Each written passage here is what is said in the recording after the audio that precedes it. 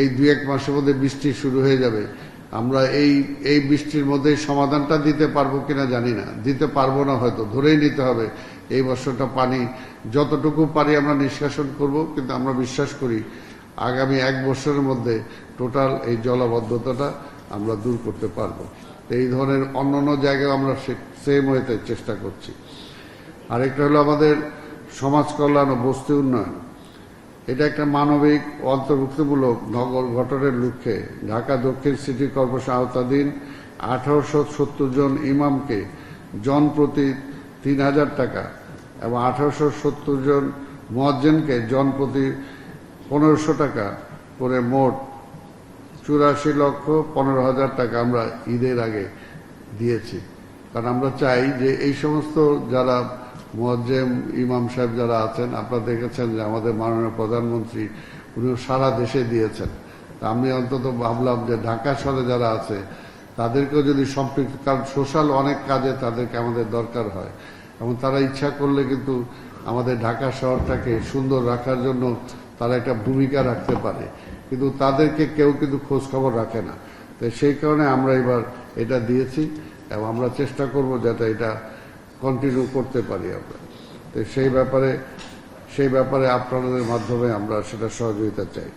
প্রধানমন্ত্রী কার্যালয় হতে ঢাকা দক্ষিণ সিটি কর্পোরেশনের মোট 4,950 জন পরিচ্ছন্নতা কর্মীদের অনুকূলে জনপ্রতি 5,000 টাকা করে মোট 2,47,50,000 টাকা বরাদ্দ দিয়েছেন পরিচ্ছন্নতা কর্মীদের। যেটা আপনারা দেখেছেন যে ঈদের আগে এই টাকাটা তাদেরকে আমরা হস্তান্তর করেছি। এটা হলো তাদেরকে উৎসাহিত করা, কারণ এই পরিচ্ছন্নতা কর্মীরা যে কাজটা করে এটা সবার পক্ষে করা সম্ভব না। তাই কাজে মাননীয় প্রধানমন্ত্রী তাদের এই কাজের প্রতি তাদেরকে উৎসাহ বাড়ানোর জন্য তারা আরও যাতে একটু সিনসিয়ার হয় সেটার জন্য এই বরাদ্দটা দিয়েছেন এবং সেই টাকাটা আমরা যথারীতি তাদেরকে আমরা দিয়েছি। ধর্মীয় প্রতিষ্ঠানে এককালীন অনুদান প্রদান করা হয়েছে 20,000 টাকা। গুম, বিচার বহির্ভূত হত্যাকাণ্ডে ক্ষতিগ্রস্ত 25 জন, জুলাই শহীদ 17 জনের পরিবার সহ মোট 42টি পরিবারকে আমরা 3,01,000 টাকা অনুদান। এটা খুব একটা বেশি না, কিন্তু তারপরেও যে তাদেরকে একটা স্বীকৃতি, তাদেরকে অনুদান দেয়া, তাদেরকে আমরা এটা করেছি। নগর ভবন প্রাঙ্গণে 71-এর মহান মুক্তিযুদ্ধের বীর মুক্তিযোদ্ধা ও বিগত স্বৈরাচারী শাসনামলে বিচার বহির্ভূত হত্যা ও গুমের শিকার ব্যক্তি তাদের পরিবারের সদস্যদের 11ই মার্চ এই বিশেষ ইফতার ও দোয়া মাহফিল, অর্থাৎ তাদেরকে সম্পৃক্ত করা। ঢাকা মহানগরী থেকে তাদের সম্মানে আমরা একটা ইফতার দিলাম বা দোয়া করলাম, তাদেরকে আমরা এখানে নিয়ে আসার চেষ্টা করেছিলাম। জাতীয় ঈদগাহ ঈদ উল ফিতরের প্রধান জামায়াতের সুষ্ঠুভাবে আয়োজন এবার আমরা করেছি। আপনারা দেখেছেন যে অন্যান্যবার বৃষ্টি বাদলের জন্য একটু অসুবিধা, আল্লাহর অশেষ রহমত আমরা দীর্ঘ 35 বছর পর বাংলাদেশে একজন পুরুষ প্রধানমন্ত্রী আজকে এবার আমাদের নামাজে অংশগ্রহণ করেছেন এবং মহামান্য রাষ্ট্রপতি অংশগ্রহণ করেছেন। এই ঈদ জামাতে প্রধান বিচারপতি সহ আমাদের সুপ্রিম কোর্ট, হাইকোর্ট, বিচার বিভাগ, মন্ত্রী পরিষদ, রাজনৈতিক নেতা, কূটনীতিক, সরকার বিভিন্ন ঊর্ধ্বতন কর্মকর্তারা এখানে নামাজে অংশগ্রহণ করেছেন।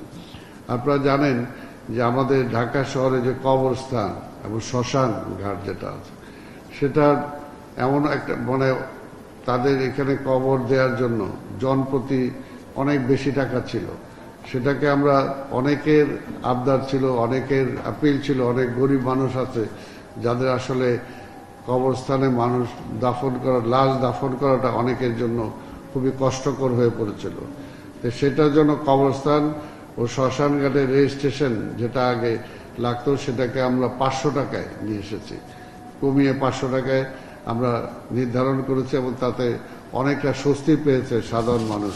এটা অনেকেরই আমাদের কাছে দাবি ছিল যেটা অনেক বেশি করা হয়েছে, সেটা কমিয়ে মাননীয় প্রধানমন্ত্রীর সাথে আলোচনা করে এটাকে আমি 500 টাকায় নিয়ে এসেছি, যেটা অলরেডি কার্যকর হয়েছে।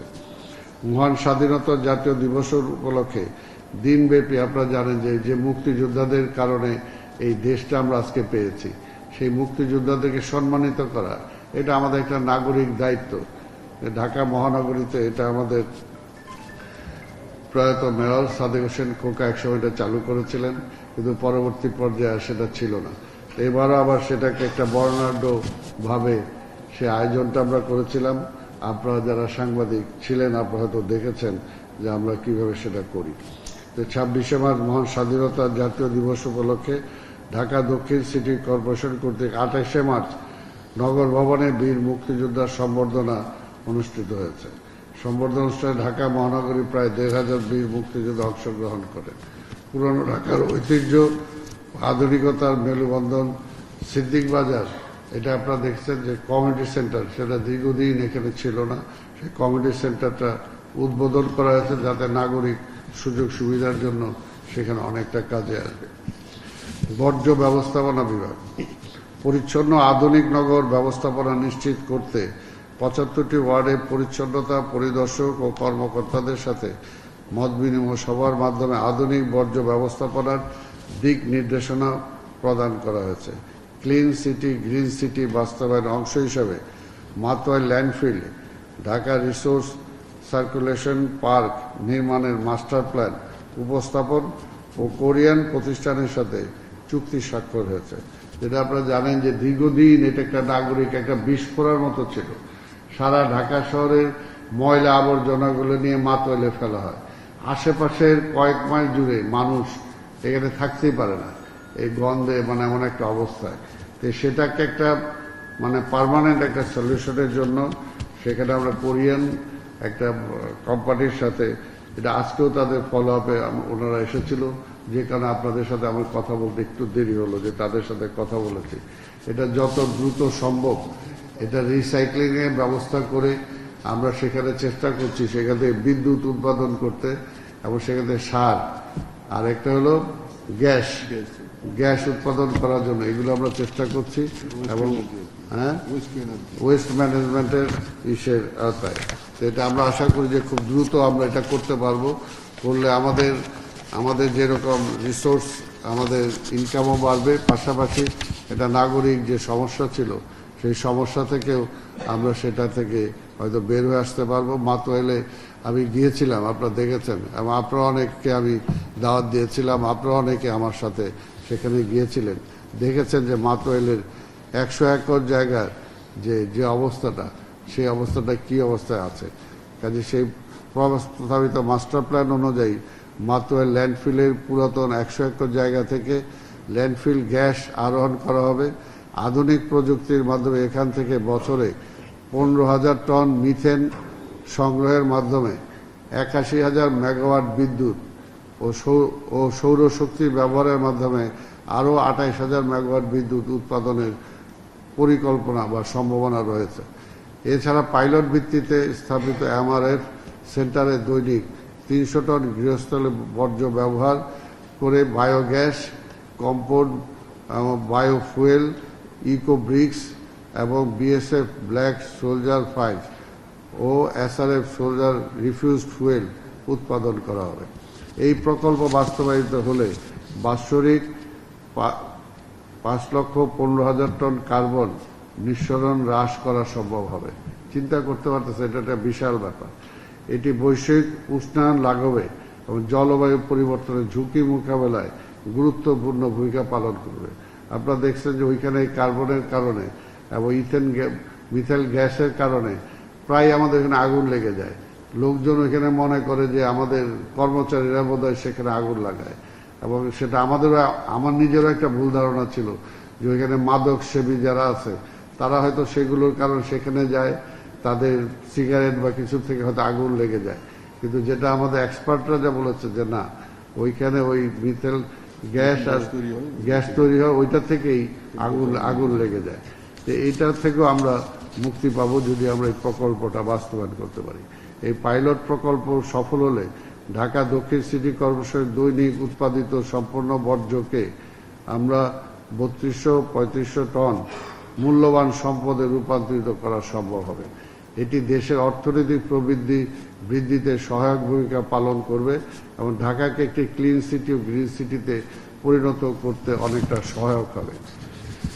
সেগুনবাগিচা বক্স কালভার্ট পরিষ্কার কার্যক্রম উদ্বোধনের মাধ্যমে বর্ষা মৌসুমকে সামনে রেখে মাসব্যাপী আমরা এটা আবার গতকাল না পরশু থেকে আমরা এটা শুরু করেছি। 1 মাস ব্যাপী আমাদের দীর্ঘদিন এই কালভার্টগুলো মানে যেভাবে পরিষ্কার করার কথা ছিল সেভাবে পরিষ্কার হয় নাই, যে কারণে দেখছেন যে একটু বৃষ্টি হলেই পানি যাওয়ার নিষ্কাশনের কোনো একমাত্র কালভার্টগুলো ছাড়া আর কোনো ওয়ে নাই অনেকগুলো এলাকাতে। এই জন্য আমরা করছি যে এটাকে তারা টার্গেট দিয়েছে যে টোটাল পরিষ্কার করতে 4 থেকে 5 মাস লাগবে, 4 থেকে 5 মাস। কিন্তু আমি বলেছি যে না, 4 থেকে 5 মাস তো অলরেডি বর্ষা চলে আসবে, ঠিক আছে, এটা দ্রুত করে দরকার হলে ম্যান পাওয়ার একটু বেশি লাগে হলেও অন্তত আমরা টার্গেট দিয়েছি যে 1 মাসের মধ্যে এটা যাতে ক্লিন করা যায়, এটা আমরা চেষ্টা করছি। জলাবদ্ধতা নিরসনে গৃহীত অন্যান্য পদক্ষেপ সমূহ, আমরা হটস্পট অর্থাৎ ঢাকা শহরে কতগুলো জায়গাতে বৃষ্টি হলেই পানি জমে যায়, 33টা জায়গাতে জলাবদ্ধতা সৃষ্টি হয়। এটা 33টাতে আমরা হটস্পট হিসেবে চিহ্নিত করেছি এবং সেখান থেকে দ্রুত কিভাবে পানিটা সরানো যায়। কিন্তু এটা প্রথমেই যেটা বলেছি যে দ্রুত পানি আমি সরালাম, কিন্তু যে পর্যন্ত আমি আউটলেটটা না বের করব, দ্রুত পানি এক জায়গা থেকে সরে আরেক জায়গায় গেল, কিন্তু পুরা ক্লিন কিন্তু হবে না। এটা বাস্তব সত্য কথাটা আমি বললাম। তারপর আমরা এটা চেষ্টা করছি যে কিছু জায়গায় পানি এনে, মনে করেন আমাদের কমলাপুরে টিটি সেন্টারে এখানে একটা পাম্প স্টেশন আছে, এই পর্যন্ত পানিটা আনলে সেখান থেকে আমরা পাম্প করে পানিটা হয়তো ওই পারে আমরা ফেলে দিতে পারি। এইরকম ঠিক আমাদের অন্যদিকেও আছে, তো এইগুলো আমরা চেষ্টা করছি। ইমার্জেন্সি রেসপন্স টিম প্রতিটি এলাকার জন্য জরুরি সারাদানকারী দল এবং ইআরটি প্রস্তুত রাখা হয়েছে, অর্থাৎ কোনো ইমার্জেন্সি যদি হয় দ্রুত যাতে সেই হটস্পটগুলোতে কাজ করতে পারে আমাদের টিম, এবং খুব দ্রুত। এটা হয়তো আগে একদিন পানি দিতে ভাসত, সেটা আমরা চেষ্টা করবো 2-1 ঘন্টার মধ্যে যাতে পানিগুলো নিষ্কাশন করা যায়। পোর্টেবল পাম্প, অতিবৃষ্টিতে জমে থাকা পানি দ্রুত অপসারণের জন্য নতুন 6টি পোর্টেবল পাম্প প্রস্তুত রাখা হয়েছে। আগে মাত্র 3টা ছিল, আমাদের 3টা ছিল, এখন আরো 6টা সেখানে আমরা সম্পৃক্ত করেছি যাতে পানিটা দ্রুত দিতে পারি। কিন্তু আমি বারবার আপনাদেরকে বলতেছি, কোনোভাবেই যে পর্যন্ত আমরা ওই ওয়ে আউটগুলো বের করতে না পারবো, পুরো আউটলেটগুলো সৃষ্টি করতে না পারবো, পানি থেকে কিন্তু মুক্তি দেওয়া সম্ভব হবে না। আমি অ্যাডভান্স কিন্তু আপনাদের বলে দিচ্ছি। নতুন আউটলেট নির্মাণ, অর্থাৎ বর্তমানে সমগ্র ডিএসসিসি এলাকায় পানি নির্গমনের জন্য টিটিপাড়া, ধোলাইখাল ও হাতিরঝিল এলাকায় 3টি আউটলেট রয়েছে, যা প্রয়োজনের তুলনায় একেবারে অপ্রতুল। দ্রুত পানি নির্গমনের নিউ মার্কেট ও পুরনো ঢাকার সোয়ারিঘাট এলাকায় 2টি নতুন আউটলেট নির্মাণের প্রস্তাব অনুমোদিত হয়েছে, যেটা আমার মাননীয় প্রধানমন্ত্রী অলরেডি অনুমোদন দিচ্ছেন। এখন এটা প্রসেসে আছে, হয়তো আমরা কিছুদিনের মধ্যে কাজ শুরু করব। এটা কাজটা শুরু হলে পরবর্তী বর্ষায় বা বৃষ্টি মৌসুমে এটা আমাদের জন্য সহায়ক হবে। মাস্টার প্ল্যান রিভিশন, ঢাকা ওয়াসা থেকে প্রাপ্ত ড্রেনেজ ব্যবস্থার মাস্টার প্ল্যানটি আধুনিকায়নের জন্য পরামর্শক প্রতিষ্ঠান নিয়োগ দেওয়া হয়েছে, যাদের সুপারিশ অনুযায়ী দীর্ঘমেয়াদী কাজ পরিচালনা করা হবে। কারণ প্রত্যেকটা কিছু একটা দীর্ঘমেয়াদী পরিকল্পনা থাকবে, সেই পানি নিষ্কাশনেরও তাই। খাল পুনরুদ্ধার, জিরানি, শ্যামপুর, কালুনগর ও মান্ডা 4টি খালের প্রবাহ সচল ও নান্দনিক পরিবেশ সৃষ্টিতে প্রকল্প চলমান আছে। কিন্তু এটা দেখেন আমরা খুব বেশি ফেস করি, একদিক দিয়ে আমরা পরিষ্কার করি, আবার আরেক দিক দিয়ে 1 সপ্তাহ যায় না সেখানে আবার পুনর্দখল হয়ে যায়, দোকানপাট করে ফেলে, ঘর করে ফেলে। এগুলো একটা বিশাল একটা সমস্যা। তারপর আমরা চেষ্টা করতেছি এগুলো করার জন্য। মাত্র ল্যান্ডফিলে 20 টন ক্ষমতা সম্পন্ন কম্পোস্ট প্ল্যান্ট উদ্বোধন করা হয়েছে। কম্পোস্ট প্ল্যান্টে প্রতিদিন 100 টন গৃহস্থালী পচনশীল বর্জ্য থেকে 20 টন জৈব সার উৎপাদনের লক্ষ্যমাত্রা নির্ধারণ করা হয়েছে। এটা সফল হলে এর পরিসর আরও বৃদ্ধি পায়। এটা আমরা একটা টেম্পোরারি করছি যে দেখি কি রেজাল্টটা আসে, তারপর এটা হয়তো বাড়বে, যা গ্রিন হাউস গ্যাস কমাতে এবং সিটি কর্পোরেশনের রাজস্ব বাড়াতে ভূমিকা রাখবে। অগ্নি নির্বাপন ও পরিবেশ সুরক্ষা, ল্যান্ডফিলে প্রায় ঘন্টা অগ্নিকাণ্ড থেকে 181 একর জায়গা জুড়ে 40টি পয়েন্টে পানির হাইড্রেট স্থাপন ও পানির লাইন সহ স্থায়ী জলধারা নির্মাণের কার্যক্রম হাতে নেওয়া হয়েছে। ওই যে প্রায় আগুন লেগে যেত, সেটা থেকে বাঁচার জন্য জরুরি ভিত্তিতে আগুন নেভানোর জন্য নতুন 6টি পোর্টেবল পাম্প কেনা হয়েছে। ময়লার স্তূপ থেকে উৎপন্ন মিথেন গ্যাসের কারণে মূলত এখানে আগুন লাগে। বর্তমানে ময়লার উপরে মাটির আচ্ছাদন দেওয়ার কাজ প্রায় 40% শেষ হয়েছে, কারণ ময়লাটা উপরে যদি আমি মাটির প্রলেপ না দেই, এই যে গন্ধের কারণে আর যে আগুন লেগে যায়, এটা থেকে বাঁচার জন্য, যা দুর্গন্ধ অগ্নিকাণ্ডের নিয়ন্ত্রণে কার্যকর ভূমিকা রাখছে। আন্তর্জাতিক জিরো ওয়েস্ট ডে 2026 যথাভাবে উদযাপন করা হয়েছে। লালবাগের শহীদনগর শ্মশানঘাট এলাকায়, দলপুর, মান্ডার, শ্যামপুর এলাকায় মশক নিধনে বিশেষ পরিচ্ছন্নতা, কারণ ওই এলাকাগুলো থেকেই মশার উৎপাদনটা বেশি হয়। এই কারণে আমরা এই মশার ব্যাপারেও আমরা আইডেন্টিফাই করে 10টা ওয়ার্ড আমরা চিহ্নিত করেছি যে 10টা ওয়ার্ড বিশেষ ঝুঁকিপূর্ণ। এই জন্য ওই 20টা ওয়ার্ড, ওই 18টা না 10টা ওয়ার্ডের মধ্যে আমরা বিশেষ দৃষ্টি দিয়েছি যাতে সেখান থেকে সেটাকে ঠিক করা যায়। ইঞ্জিনিয়ারিং বিভাগ নগর অবকাঠামো উন্নয়ন ও আধুনিকায়নের লক্ষ্যে ঢাকা দক্ষিণ সিটি কর্পোরেশনের আধুনিক যন্ত্রপাতি সংগ্রহ ও মেকানাইজড পার্কিং স্থাপন শীর্ষক প্রকল্পের আওতায় ক্রয়কৃত নতুন যানবাহনসমূহ হস্তান্তর করা হয়েছে। হস্তান্তর যানবাহনের মধ্যে রয়েছে 8 টন ক্ষমতা সম্পন্ন 5টি 3 হুইল রোড রোলার, 3টি টায়ার ডোজার, একটি লো বেড টেইলার, 5000 লিটার ধারণ ক্ষমতা সম্পন্ন 10টি পানির গাড়ি। এই যানগুলো বায়ু দূষণ রোধে আধুনিক বর্জ্য ব্যবস্থাপনার মাধ্যমে প্রধানমন্ত্রী ক্লিন সিটি গ্রিন সিটি লক্ষ্যমাত্রা অর্জনে সহায়ক হবে। ডিএসসিসির যান্ত্রিক সার্কেলের উদ্যোগে চালক ও মেকানিকদের জন্য একটি স্বল্পমেয়াদী কারিগরি প্রশিক্ষণ কর্মশালার উদ্বোধন করা হয়েছে। নিজস্ব অভিজ্ঞ প্রকৌশলীদের মাধ্যমে পরিচালিত এই প্রশিক্ষণ মাধ্যমে চালকরা দক্ষ হলে ছোটখাটো যান্ত্রিক সমস্যার সমাধান তাৎক্ষণিক সম্ভব হবে, বড় ধরনের দুর্ঘটনা প্রতিরোধ করা যাবে। Mirpur road corridor new market এলাকায় ডিএসসিসির নিজস্ব অর্থায়নে নির্মিত আধুনিক ফুটওভার ব্রিজটির উদ্বোধন করা হয়েছে। দক্ষিণ সিটির ফুটওভার ব্রিজগুলোর মধ্যে বর্তমানে একমাত্র এই ব্রিজটিতেই স্কেলেটর সুবিধা বিদ্যমান। এছাড়া বিকল্প হিসাবে 2 পাশে 7 ফুট প্রশস্ত সাধারণ সিঁড়ি ও ক্রেতাদের সুবিধার্থে ব্রিজের পূর্ব পাশে নূর ম্যানশন ও পশ্চিম পাশে নিউ সুপার মার্কেটের সাথে সরাসরি সংযোগ দেওয়া হয়েছে। রাতের নিরাপত্তা ও সৌন্দর্য বর্ধনে এতে স্থাপন করা হয়েছে আধুনিক লাইটিং ব্যবস্থা। 24শে ফেব্রুয়ারি হতে 31শে মার্চ পর্যন্ত new market, Bangla motor, Shahbag, hair road সহ বিভিন্ন এলাকায় মোবাইল কোর্ট পরিচালনা করা হয়েছে। পরিবহন বিভাগ যাত্রীদের ভোগান্তি নিরসন ও যানজট মুক্ত সড়ক নিশ্চিত করতে ডিএসসিসির পক্ষ থেকে টার্মিনাল ব্যবস্থাপনা আধুনিকায়ন, অবৈধ কাউন্টার উচ্ছেদ, অবকাঠামোগত উন্নয়নে বিশেষ পদক্ষেপ নেওয়া হচ্ছে। সায়েদাবাদ আন্তজেলা বাস টার্মিনাল সহ এর আশেপাশে এলাকায় যানজট নিরসনে গৃহীত উল্লেখযোগ্য পদক্ষেপসমূহ সিদ্ধান্তসমূহ: অবৈধ কাউন্টার ও দোকান উচ্ছেদ, সায়েদাবাদ ব্রিজের ঢাল হতে টিটিপাড়া পর্যন্ত সড়ক পার্শ্বস্থ সকল অবৈধ টিকিট কাউন্টার সময় নির্ধারণ পূর্বক নোটিশ প্রদান করে অপসারণ করা হবে। এটা অলরেডি নোটিশ দেওয়া হয়েছে। এছাড়া টার্মিনালের অভ্যন্তরে থাকা সকল অবৈধ দোকান উচ্ছেদের দ্রুত অভিযান পরিচালনা করা হবে। নিয়মতান্ত্রিক কাউন্টার বরাদ্দ টার্মিনালের অভ্যন্তরে প্রকৃত বাস কোম্পানিগুলোর অনুকূলে সুনির্দিষ্ট নীতিমালার আলোকে টিকিট কাউন্টার বরাদ্দ দেওয়া হবে। বাস মালিক সমিতি, ডিএসসিসি ও পুলিশের ট্রাফিক সমন্বিতভাবে কাউন্টার বরাদ্দ কাজ করবে।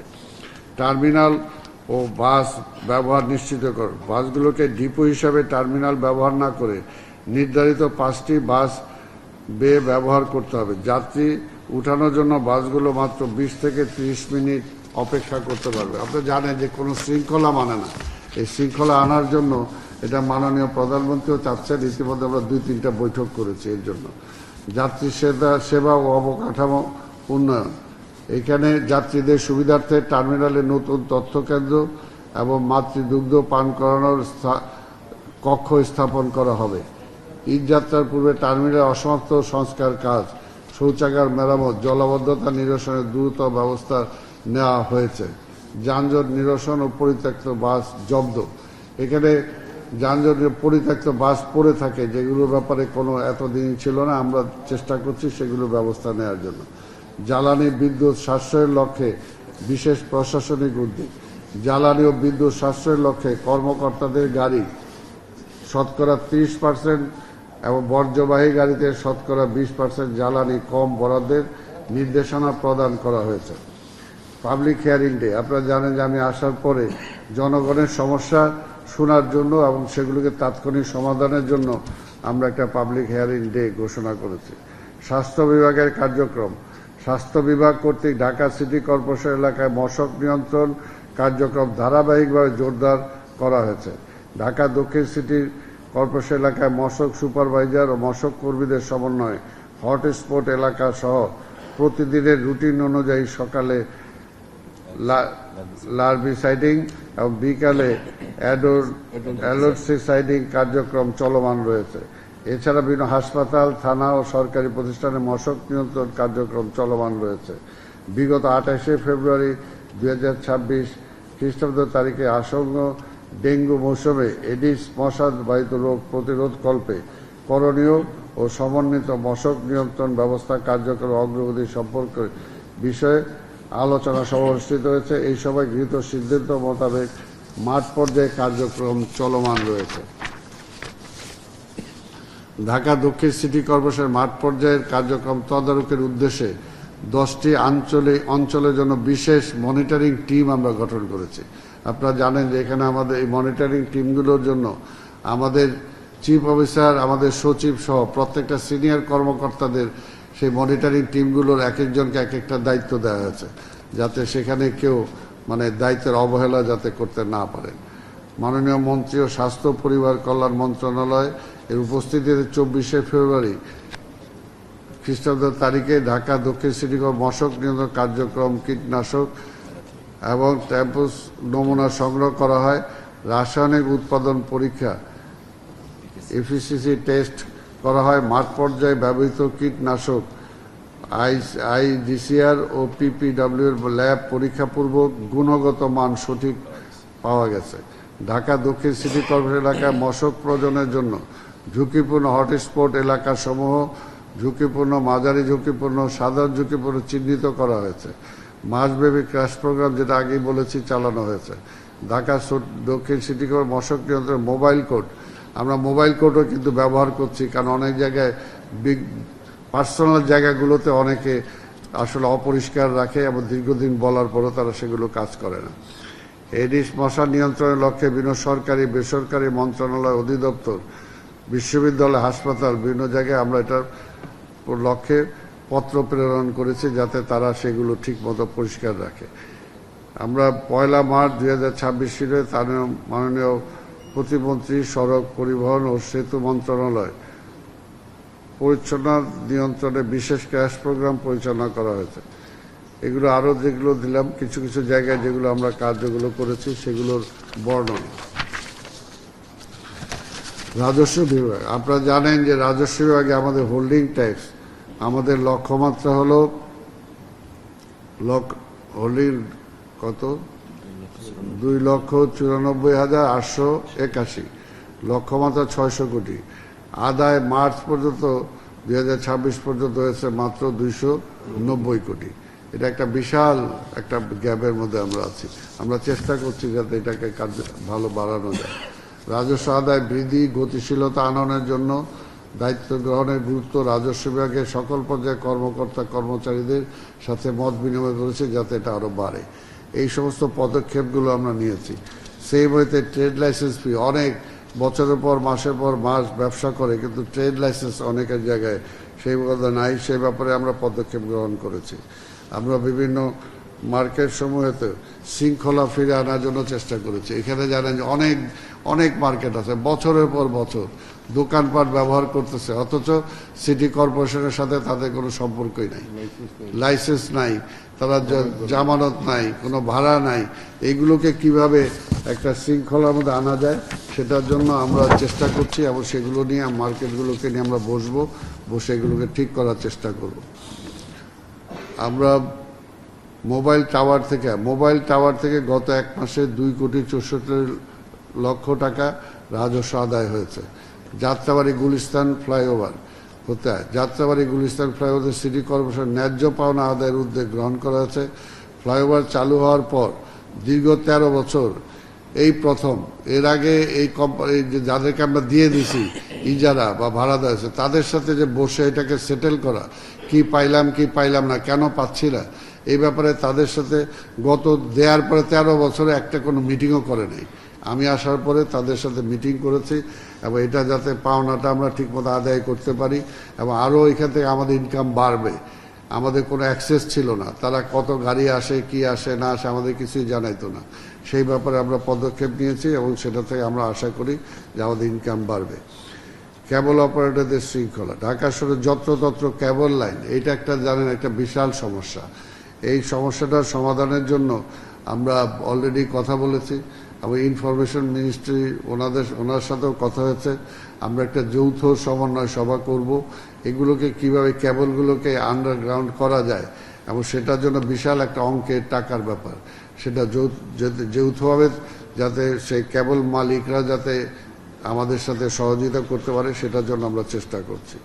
আর ঢাকার দক্ষিণ সিটি কর্পোরেশন অধীন প্রধান সড়ক সৌন্দর্য বর্ধন করার জন্য উদ্যোগ নেওয়া হয়েছে, যা আমরা ইতিমধ্যেই কিছুদিনের মধ্যে হয়তো সেগুলোকে আমরা কার্যকর করতে পারব। সম্মানিত উপস্থিতবৃন্দ, ঢাকা দক্ষিণ সিটি কর্পোরেশনকে একটি পরিচ্ছন্ন, সবুজ, আধুনিক ও বাসযোগ্য নগরীতে রূপান্তর করতে আমরা প্রতিশ্রুতিবদ্ধ। আমাদের সকল কার্যক্রমের মূল লক্ষ্য হচ্ছে নাগরিক সেবা নিশ্চিত করা এবং এটা টেকসই নগর গড়ে তোলা। আমি বিশ্বাস করি আমার শহর, আমার দায়িত্ব। ঢাকা বদলাবে যদি আমরা বদলাই। ধন্যবাদ। বাংলাদেশ জিন্দাবাদ। এই হলো আমার কথা। আপনাদের কিছু থাকে বলতে পারেন। আমি সমিতির কাজ করি, আমার নাম তানভীর হাসান। মশক নিধনের ব্যাপারে একটি প্রশ্ন ছিল, সেটা হচ্ছে ঈদের আগে আমরা একটি প্রতিবেদন করেছিলাম, সেটা আপনি দেখেছেন কিনা আমি জানি না। এলাকাবাসীর সবচেয়ে বড় যে অভিযোগ, আপনারা বলছেন যে আপনার ক্রাশ প্রোগ্রাম নিয়েছেন, নানান উদ্যোগ নিয়েছেন, কিন্তু এলাকাবাসীর সবচেয়ে বড় যে অভিযোগ তারা মশা ওষুধ দিতে যায় না এবং সেটা মাসব্যাপী, দিনব্যাপী, সপ্তাহে হয়ে যায়, মশা ওষুধ দিতে যায় না। এমন অভিযোগ আছে যে মশক নিধন কর্মী যারা রয়েছে তাদেরকে টাকা দিয়ে পর্যন্ত ওষুধ আনতে হয়। এই ব্যাপারে আপনাদের মন্তব্য কি? এবং সেই সঙ্গে হচ্ছে আপনারা যে বারবার বলছেন আপনারা এতগুলো পদক্ষেপ নিচ্ছেন, ক্রাশ প্রোগ্রাম নিচ্ছেন, আদৌ কি যারা মশক নিধন কর্মী আছে মাঠে তারা কতটুকু কাজ করে সেই ব্যাপারে আপনাদের দৃষ্টিগোচর আছে কিনা, বা সেই ব্যাপারে আপনাদের এই মানুষের কোন পর্যায়ে আছেন সেটা একটু বলবেন। এবং আপনারা মশক নিধনে শতভাগ সফল হতে পারবেন না কখনো, সেটা আমরা নিশ্চয়ই জানি, কিন্তু মশক নিধনে আপনি কি মনে করছেন যে আপনি সফল? আপনি নিজেই কিন্তু বললেন যে শতভাগ সফল কখনোই হবে না। আর মশক নিধন হবে না, মশক নিয়ন্ত্রণ হবে। কারণ দেখেন মশার ওষুধের ব্যবহারের ব্যাপারে কিন্তু আমাদের কীটতত্ত্ববিদ যারা আছে, পরিবেশবিদ যারা আছে, আবার তাদের সাথে কনসাল্ট না করে কিন্তু আমরা অনেক কাজ করতেও পারি না। তো এখানে তাদের জন্য যে কিছুক্ষণ আগেই আমার অফিসে আসলো যে কুকুর নাকি আমরা মেরে ফেলছি। আবার কিছু কিছু জায়গায় দেখেন কুকুরের উপদ্রবের কারণে, আপনারা পত্রিকায় লিখেছেন যে কুকুর উপদ্রবের হাত থেকে আমাদের বাঁচান। আবার আরেক দিক দিয়ে পরিবেশবিদরা, এইটা হলো যে একটা এনজিও, তারা আজকে আমার অফিসেই চলে আসছে যে আমরা কেন কুকুর মারতেছি। তো এই সমস্যাগুলো আমাদের আছে। তবে আমরা আপনাকে ধন্যবাদ জানাই আপনার প্রশ্নের জন্য। কিছু কিছু জায়গায় তো আমি হয়তো বিশ্বাসও করি যে সব জায়গায় যে সমানভাবে তারা কাজ করছে সেটাও আমি বিশ্বাস করি না। কিছু কিছু জায়গায় ফাঁকি দিতে পারে। সেটার জন্যই আজকে জনগণের সচেতনতাটা আমরা আশা করি এবং আমরা বিভিন্ন জায়গায় বলেছি, জনগণকেও বলেছি যে আমাদের সাথে যদি যোগাযোগ করেন যে ওই জায়গাটায় ঠিক মতো কাজটা হচ্ছে না, তাহলে কিন্তু সাথে সাথে সেই জায়গাটায় আমরা ব্যবস্থা নিতে পারি। এখন সার্বিক জায়গায় সবসময় 24 আওয়ার্স হয়তো আমাদের দৃষ্টিতে থাকেও না। সেই কারণে আপনাদের সহযোগিতা আমরা চাই, আপনাদের মাধ্যমে জনগণের সহযোগিতা আমরা চাই। যদি কোথাও এই প্রোগ্রাম নেওয়ার পরে কোথাও তারা যদি ঠিক মতো না করে আমাদেরকে জানালে সেটা আমরা করার জন্য চেষ্টা করব। ধন্যবাদ। আমি একটা প্রশ্ন করতাম, আমি মিয়া মসজিদ দেশ টেলিভিশন আছি। আমরা একটা পত্রিকার মাধ্যমে জানতে পারলাম যে আসলে আপনারা এই যে মশক নিধন কার্যক্রমের জন্য আপনারা প্রায় 2 লক্ষ একটা ঠিকাদার প্রতিষ্ঠানকে 2 লক্ষ কীটনাশক সরবরাহ করার নির্দেশ দিয়েছেন এবং সেই ঠিকাদারের প্রতিষ্ঠান আপনাদের কাছে একটা চিঠি পাঠাইছে যে তাদের এই 2 লক্ষ লিটার কীটনাশক সরবরাহের জন্য প্রায় 2 লক্ষ ডিজেল প্রয়োজন। যেটা তারা আসলে বর্তমান যে পরিস্থিতি পরিস্থিতির কারণে সেটি আসলে তারা মানে সরবরাহ করতে পারছে না, ক্রয় করতে পারছে না ডিজেলটা। আসলে এই ক্ষেত্রে আপনারা আসলে বর্তমান যে সাময়িক পরিস্থিতি আসছে এবং অস্বাভাবিক রোগগুলো বেশি বাড়ছে, সেক্ষেত্রে আপনারা কি এই চ্যালেঞ্জটা কিভাবে মোকাবেলা করবেন? না, এটা আমাদের মাননীয় বিদ্যুৎ জ্বালানি মন্ত্রী, ওনার সাথে কথা হয়েছে এবং কথা বলার সাথে সাথেই ওনারও ব্যবস্থা নিয়েছেন এবং এটা প্রবলেম সলভড। আর কারো কিছু?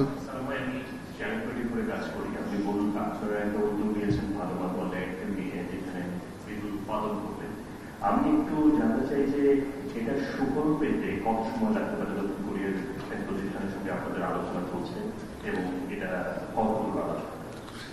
এটা আলোচনা চলছে। আজকেও যেটা বললাম যে ফলো আপ এটা হয়েছে এবং এটা যদি হয় কিছুদিনের মধ্যেই মাননীয় প্রধানমন্ত্রীকে দিয়ে আমরা এটা উদ্বোধন করাবো এবং তারপর সেখানে সময়সীমা আমরা বেঁধে দেবো একটা, যে এই সময়ের মধ্যে থেকে আমরা এটা রেজাল্টটা পাবো। আমি একটু প্রশ্ন করতে চাই। আমার নাম আক্তার হোসেন, আমি চ্যানেলে কাজ করি।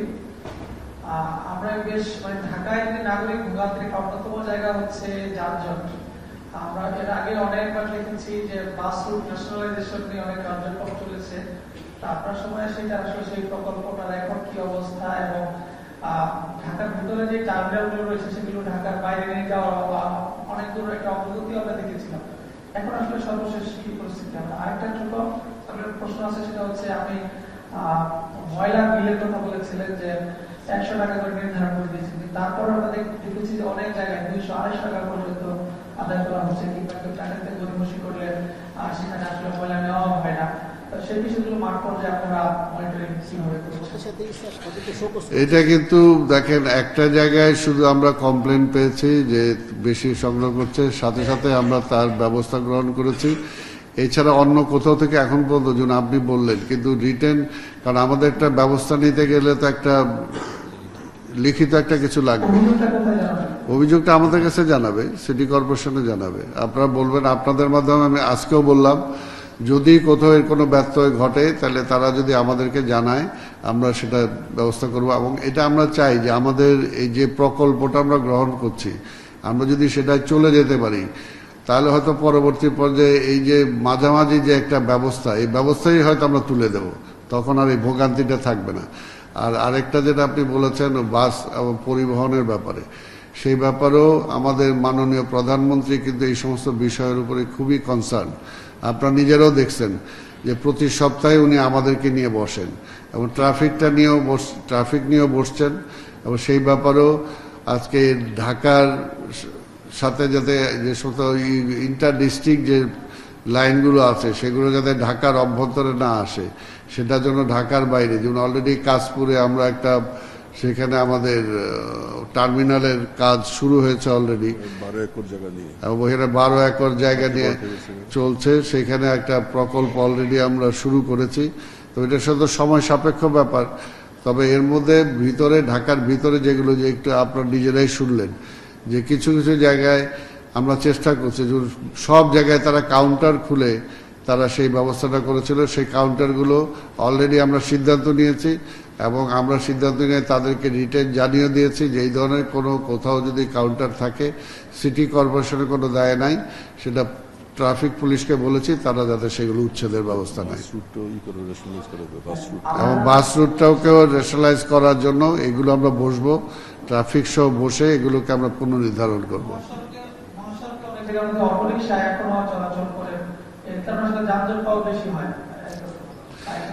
অটো রিক্সার ব্যাপারেও, যান্ত্রিক রিক্সার ব্যাপারেও এগুলো আমরা অলরেডি বসছি এবং এগুলো বসে আমরা পর্যায়ক্রমে এগুলোকে কিভাবে একটা সিস্টেমে আনা যায় সেটার জন্য আমরা চেষ্টা করছি। পাশাপাশি দেখেন, যেটা আপনারা বলেন না, কিন্তু হকার, যে ঢাকা শহরে আমাদের বিভিন্ন ফুটপাথ, বিভিন্ন রাস্তাগুলোকে অকুপাই করে যে আজকে হকার, এইগুলোকে আমরা একটা সিস্টেমে আনতে চাই।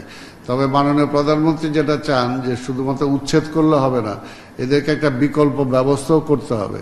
সেটার জন্য ঢাকা শহরে আমরা 8টা নৈশকালীন মার্কেট করার চিন্তা করছি। নৈশ মার্কেট বলি বা যেটাই বলি, নৈশকালীন, অর্থাৎ বিকাল, অফিস আওয়ারের পরে বিকাল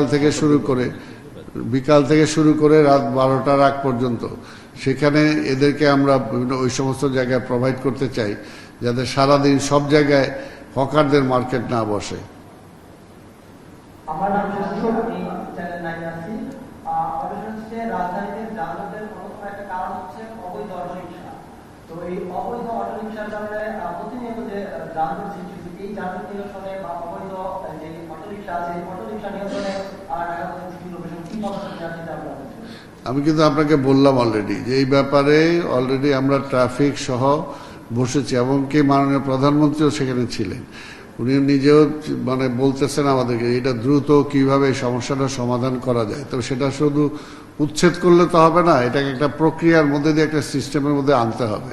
তো সেটার জন্য আমরা চিন্তা করছি দ্রুতভাবে যেটা কিভাবে কি করা যায়। হয়তো কিছুদিনের মধ্যে আপনারা দেখবেন এটা। সালাম ভাই, আর একটা প্রশ্ন করি। জি সালাম ভাই, আমি একটু প্রশ্ন করি। জলাবদ্ধতা নিয়ে আপনি কোনো মিথ্যা আশ্বাস দেননি, তার জন্য আপনাকে ধন্যবাদ। গত 4 অর্থ বছরে আমরা দেখছিলাম যে প্রায় 750 কোটি টাকা জলাবদ্ধতা দূরীকরণে বাজেট খরচ করেছে সিটি কর্পোরেশন। আর কত টাকা খরচ করলে আসলে আমরা শুনতে পাবো যে জলাবদ্ধতা থেকে নগরায়ণ মুক্ত হবে? আর সবচেয়ে বড় কথা হচ্ছে এই টাকাগুলো আসলে কোথায় খরচ হয়েছে? আপনি দায়িত্বে নিয়ে আসার পরে এখন আসলে কি অবস্থা দেখছেন যে এই সার্ফেস ড্রেন গুলো বানানোর নামে প্রকৌশল বিভাগ থেকে যে কারিগরি অর্থগুলো খরচ করেছে সেগুলো কি আসলে মনিটরিং করা হয়েছিল? আপনাকে ধন্যবাদ। এটা কিন্তু আমি আগেই আমার বক্তব্যের মধ্যে বলেছি যে অ্যাডহক বেসিস যদি আপনি চিন্তা করেন তাহলে এই সমস্যাটা সমাধান হবে না। আমি আরামবাগের পানি নিয়ে মতিঝিলে ফেলাইলাম, মতিঝিলের পানি নিয়ে পল্টনে ফেলাইলাম, কিন্তু ওভারঅল সমস্যা হবে সমাধান হবে না যে পর্যন্ত এই পানিটা বুড়িগঙ্গা আমি না নিয়ে যেতে পারবো, এই পানিটা আমি শীতলক্ষায় না নিয়ে যেতে পারবো, সেই পর্যন্ত কিন্তু সমাধান হবে না। এই জন্যই আমরা বলতেছি যে মাত্র 3টা আউটলেট আমার আছে, এই 3টা আউটলেট দিয়ে টোটাল এই মহানগরীর পানি সরানো সম্ভব না। এই কারণে আরও মিনিমাম 5টা আউটলেট, আরও 5টা মিনিমাম দরকার।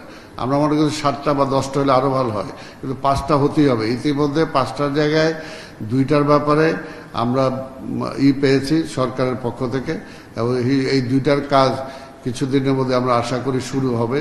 আর আপনি যেটা বলছেন যে এর আগে সেগুলো হয় নাই, ওই যে বললাম যে অ্যাডহক বেসিসে চিন্তা হয়েছে, এইখানকার পানিটা ওইখানে ফেললাম, ওইখানকার পানিটা ওইখানে ফেললাম, এই জন্যই টোটাল রেজাল্ট আমরা পাইনি।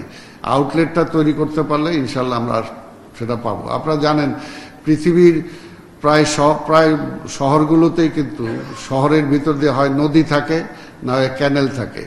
এই বৃষ্টির পানি বা পানিগুলোকে সরে যাওয়ার জন্য একটা ওপেন স্পেস থাকে। আমাদের ওপেন স্পেসগুলো কিন্তু নাই। একমাত্র ধোলাই খাল ছিল, সেটা আমরা বন্ধ করে দিয়েছি। বিভিন্ন খাল পুকুর ছিল, সেগুলো বন্ধ হয়ে গেছে। এবং এখনও ঢাকার সাইডে, পূর্ব সাইডে যে খালগুলো আছে, এই পলিথিনের যন্ত্রণায় এবং আপনাদের সহযোগিতা আমি চাই। যে দেখেন, আমি যখনই ঘুরি ঢাকা শহরে, এই যে মার্কেটগুলো আছে বা হকাররা যেখানে বসে, বা নৈশকালীন দেখবেন এই যে ভ্যান্ডাররা যেখানে বসে, আপনি সকালবেলা ওইখানে যে চিত্রটা দেখবেন নিজেই অবাক হয়ে যাবেন যে এত উচ্ছিষ্ট ময়লা তারা সেখানে রাস্তার উপরে ফেলে যায়। এটাকে ক্লিন করতেই কিন্তু অনেক কাজে তাদেরকে একটু সচেতন হতে হবে যে আমরা সব জায়গায় ময়লাগুলো ফেলবো না। এটা যদি আমরা সচেতন হতে পারি তাহলে কিন্তু সম্ভব, তা না হলে সম্ভব না। একটা প্রশ্ন আমি করি ভাই, এদিকে একটু জি, একটা করলে ভালো। যে আমার প্রশ্নটা হচ্ছে, আপনার রাস্তার মাঝখানে সিটি কর্পোরেশনের দায়িত্ব কিনা আমি জানি না, এই রাস্তার মাঝখানে যখন বিভিন্ন ম্যানহোলের যে ঢাকনার জন্য একটা গর্ত, তো এইখান থেকে যখন কোনো বাইক যায় অথবা অন্য কোনো যানবাহন যায় তখন খুব ক্ষতিগ্রস্ত হয় এবং একটা মৃত্যুর তার পর্যন্ত চলে যায়। এবং আপনাদের নগরের পেছনে যে রাস্তাটা, সেখানে সবসময় দেখি যে বাসগুলো দাঁড়িয়ে রাস্তাটাকে জ্যাম করে রাখে এবং জঘন্য টাইপের অবস্থায় রাস্তাটা। এই ব্যাপারে আপনাদের দৃষ্টিভঙ্গি আকর্ষণ করা হয়েছে আগে অনেকবার, কিন্তু এর কোনো সুরাহা আমরা পাচ্ছি না। না, এটা হলো যে দেখেন ম্যানহোল কাভার যেটা বলে, এটা আমরা জানি যে আজকে বিভিন্ন এলাকাগুলোতে যে মাদক সেবীরা দেখা যায় ম্যানহোলের কাভারটা নিয়ে বিক্রি করলে তারা কিছু পয়সা পায়। এগুলোকে বন্ধ করার জন্য আগে যেটা আমাদের ম্যানহোল কাভারটা লোহার ছিল, সেটা এখন বিকল্প আমরা করছি, ফাইবারের করতেছি, যেটা এখন তারা সেটা পাবে না। আর আরেকটা হলো যে এগুলো নেয়ার পরে আমাদের কাছে কমপ্লেনটা আসলে কিন্তু আমরা চেষ্টা করি সেগুলোকে রিপ্লেস করার জন্য। আরেকটা কি প্রশ্ন আপনার? বাস টার্মিনাল যেখানে সেখানে, এটা তো আমাদেরও প্রশ্ন, এটা আমাদেরও সমস্যা। এবং এই সমস্যাটার জন্যই বললাম যে এটা যৌথভাবে সবাইকে চিন্তা করতে হবে। এবং নাগরিকরাও যদি একটু সচেতন হয় তাহলে কিন্তু যেখানে সেখানে আর বাস থামাতে পারবে না। এবং এটার জন্য আমরা ট্রাফিকের সাথে ইতিমধ্যে আমাদের কথা হয়েছে, আমরা চেষ্টা করছি যাতে যেখানে বাসটা দাঁড়ানোর কথা সেখানে যাতে দাঁড়াতে পারে, অন্য জায়গাতে যাতে না দাঁড়ায়। সেটার জন্য আমরা রোড ডিভাইডারের পাশাপাশি আমরা কিছুটা প্রতিবন্ধকতা দেওয়ার জন্য চেষ্টা করব। ভাই একটা প্রশ্ন করি। আমি মোহাম্মদ জালাল হোসেন, দৈনিক নবসূত্র সিলেট। আসলে অনেক কোশ্চেন ছিল, সব কোশ্চেনের অ্যান্সার মোটামুটি আপনি দিয়ে ফেলছেন, তেমন একটা কোশ্চেন করতে পারেনি। যাই হোক, একটা কোশ্চেন ছিল যে দীর্ঘ বছর থেকে আমরা দেখতেছি যে একবার ফুটপাতের দোকান উঠে যায়, আবার কয়েকদিন পরে আসে নতুন করে কিছু নেতারা এসে মানে এটাকে দখল করে। তো সেই ক্ষেত্রে আপনার ভূমিকাটা যেটা আপনি নতুন করে মানে একবারে দায়িত্ব নিয়ে খুব ভালোভাবে কাজ করতেছেন, সেই ক্ষেত্রে আজকে ঢাকা শহর কিন্তু ক্লিয়ার, সবাই স্বস্তি, যেটা খুব ভালো। তো এটার আপনার পদক্ষেপগুলো দীর্ঘমেয়াদী পদক্ষেপ কি? না, আমরা চেষ্টা করতেছি যে ধরেন সবকিছুই লাগবে, সবাইকে অ্যাকোমোডেট করতে হবে, কিন্তু একটা ডিসিপ্লিনের মধ্যে থাকতে হবে। আমি যেটা বললাম যে দোকানগুলোর ব্যাপারে যে দেখেন সিটি কর্পোরেশন লক্ষ লক্ষ কোটি কোটি টাকা কিন্তু এখান থেকে বঞ্চিত হচ্ছে এবং দীর্ঘদিন তারা অবৈধভাবে সেগুলো ব্যবহার করে যাচ্ছে। এই কাজে সেগুলোকে একটা সিস্টেমের মধ্যে আনতে হবে, তাদেরকে যদি দিতে হয় সেটাও নিয়মের মধ্যে দিতে হবে এবং নিয়মের মধ্যে যাতে তারা মানে সিটি কর্পোরেশনকে পয়সাটা দেয় সেটাও চেষ্টা করতে হবে। আরেকটা যেটা মনে করি, এটাও আমার মিনিস্ট্রির অনুমোদনের ব্যাপার, কিন্তু আমি মনে করি এটা সিস্টেম আনার জন্য যারা হকার যারা আছে, যারা ভেন্ডার যারা আছে, এদেরকেও একটা সিটি কর্পোরেশনকে কিছু টাকা তাদেরকে অস্থায়ী ভিত্তিতে হলেও দিতে হবে। তাহলে হবে কি যে সিস্টেম, যে বললাম যে সে রাস্তাটা তো অপরিষ্কার করতেছে, সেক্ষেত্রে তো আমার একটা সার্ভিস দিতে হয়, এই সার্ভিসটাকে বিনা পয়সা আমি দেবো। এইগুলোর জন্য এটাকে একটা সিস্টেম আনার জন্য আমরা চেষ্টা করছি। আপনারা দোয়া করেন, যদি সেই সময়টা পাই আমি অবশ্যই করার চেষ্টা করব। একটা প্রশ্ন করি, শেষ প্রশ্ন আমার। আপনি তো করলেন এর আগে, অন্যদের সুযোগ দেন। সবারই সুযোগ দিচ্ছে, আমি শুনে গেছি কয়েকবারে। আচ্ছা বলেন, শেষ। ভাই একটা প্রশ্ন হলো যে আপনি আপনার বক্তব্য বললেন আপনারা যখন খালগুলো উদ্ধার করতে যান তখন আসলে পরিষ্কার করার সময় আবার সেগুলো পুনঃস্থাপন হয়ে যায়। আমরা দেখছি বিগত যারাই নির্মাণ হয়েছে কেউই আসলে এটা কোনো স্থায়ী কোনো সমাধান দিতে পারেনি এবং তারাও পারেনি। ওই দখলবাজরা ঠিকই আবার জায়গা মতো চলে আসে। সেক্ষেত্রে আপনিও মেয়র নির্বাচনের ইচ্ছা পোষণ করছেন, আপনার এই প্রশাসক হিসেবে সময়টা কম, কিন্তু যদি মেয়র নির্বাচনের সেক্ষেত্রে সময়টা আপনি বেশ পাবেন। আপনি স্থায়ী কোনো সমাধানের চিন্তা করছেন কিনা এই ব্যাপারে? এই ব্যাপারে স্থায়ী সমাধানের চিন্তা করছি আমরা। সেটা হলো যে খালগুলো পুনঃখনন করার পরে যদি এটা সাইড ওয়ার্কটা যদি করা যায়, আমরা জরিপ করে প্রকৃত খালের যে দৈর্ঘ্য প্রস্থ আছে সেটা বের করার চেষ্টা করছি এবং খালের পাশ দিয়ে যদি একটা ওয়াকওয়ে আমরা নির্মাণ করতে পারি, সেটা একটা তাহলে বাঁধের মতো কাজ হবে, প্লাস ওইটা একটা যাতে প্রতিবন্ধকতা আমরা সৃষ্টি করতে পারবো, যাতে কেউ আর সেখানে না দখল করতে পারে। আমার মনে হয় শেষ। আমাদের একটু আমি একটা প্রশ্ন করতে চাই। আপনি তো করলেন। শেষ করে আপনি উনি বলছিলেন যে তরল বর্জ্য বা পানিগুলো পরিমুখা বা আশপাশের খাল কিংবা শীতলতায় পড়ার কথা, সেক্ষেত্রে এই তরল বর্জ্যগুলোর মাধ্যমে কিন্তু নদীগুলো ব্যাপকভাবে দূষণ হয়। সেক্ষেত্রে আপনাদের কি এই পানি পরিশোধনাগারে ওইটা যাবে না, কিন্তু না, এটা হলো আমাদের মেইন যে 4টা খাল আছে সেখানে পরিশোধন হবে। সেখানে যে পানিটা যাবে সেটা পরিশোধন হয়েই তারপর নদীতে যাবে, এমনি যাবে না। আর সোয়ারেজ লাইন তো খালের মধ্যে থাকার কোনো কারণই নাই। সোয়ারেজ যেটা নর্মাল ড্রেনের কথা আমি যেটা বলছি, নর্মাল পানি যেটা যাবে সেই পানি, কাজে সোয়ারেজ লাইন ইজ ডিফারেন্ট।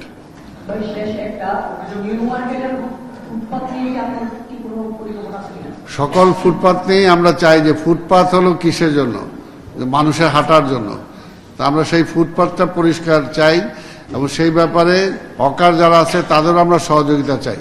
এবং আমি আপনাদের অনেক সাংবাদিক ভাই যারা আছেন আমাদের মহানগর বিট করেন, তাদের সাথে আমি মত বিনিময় করেছি যে আপনারা সহ আমরা একটা সেমিনার বা একটা ওয়ার্কশপ আমরা করতে চাই সবাইকে নিয়ে, যে সবাই কি হকারকেই বলে ভাই আপনি বলেন সমস্যাটার সমাধান কি হবে। একটা রিক্সাওয়ালাকে বলতে চাই আপনি বলেন যে রিক্সা আপনি চালান, কিন্তু অন্যের যাতে অসুবিধা না হয় তো সেই ব্যাপারে আমরা কি করতে পারি, অর্থাৎ সবার সমস্যা সমাধানটা সবাইকেই দিতে হবে। কাজে এটার জন্য আমরা চাই আপনাদের মাধ্যমে সবার সেই সহযোগিতাটা চাই যে আমরা যদি বদলাই ঢাকা শহর বদলাবে, আমি যদি ভালো চাই তাহলে ঢাকা শহরটা ভালো থাকবে, এটাই হলো পরিষ্কার কথা।